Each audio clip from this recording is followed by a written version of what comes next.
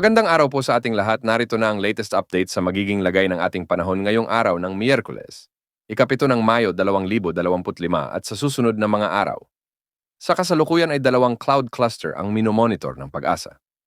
Ang una rito ay ang dating LPA na nagdala ng mga pag-ulan nitong mga nakaraang araw sa Visayas at Southern Luzon.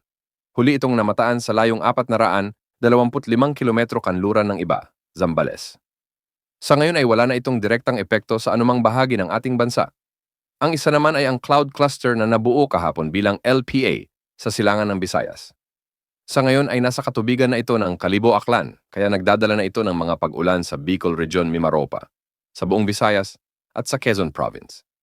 Pinag-iingat natin ang mga kababayan natin sa mga nabanggit na lugar sa banta ng mga biglaang pagbaha at pagguho ng lupa, lalo na yung mga ilang araw nang nakararanas ng mga pag-ulan nitong mga nakaraang mga araw.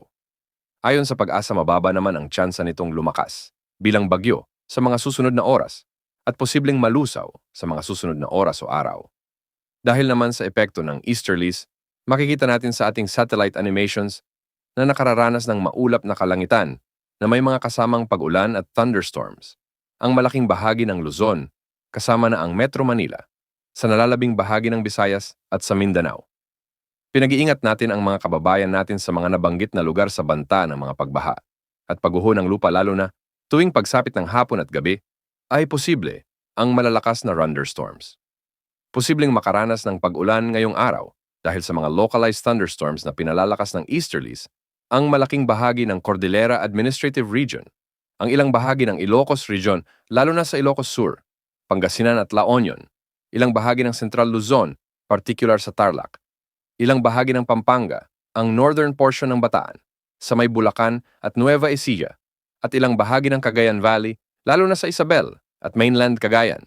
Posible rin ang thunderstorms sa Davao Region, Zamboanga Peninsula, Northern Mindanao, ilang bahagi ng Bangsamoro Region at Socsargen sa Mindanao. Mag-ingat po sa banta ng mga flash floods at landslides. Samantala, posibleng may mamuong bagyo sa susunod na linggo, ayon sa wind outlook ng GFS model. Mabubuo ito sa silangan ng Mindanao at posibleng daanan ang Eastern Mindanao, Eastern Visayas, ang Bicol Region at ang Central at Northern Luzon. Dahil matagal at malayo pa, posible pa ang mga pagbabago. Yan muna ang update sa lagay ng panahon. Ito po ang weather update ng Bayan Maaasahan, anumang panahon.